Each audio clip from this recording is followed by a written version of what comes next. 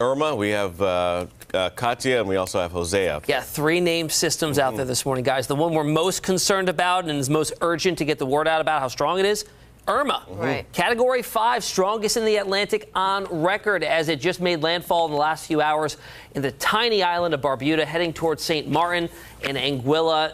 Just horrific scenes there, guys. Winds of 155 miles an hour were registered before the anemometer was wiped out.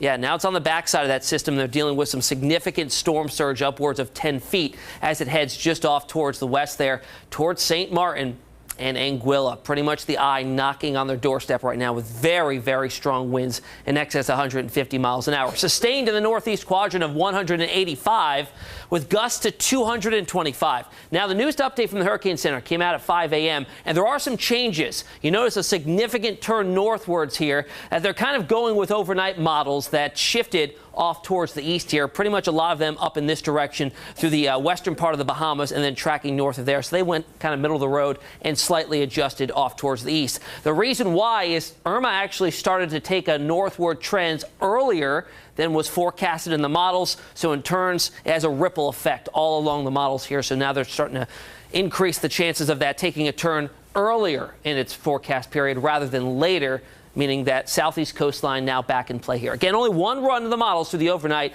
Things could change, and we expect these back and forth changes this far out in the forecast term. So keep that in mind, not set in stone.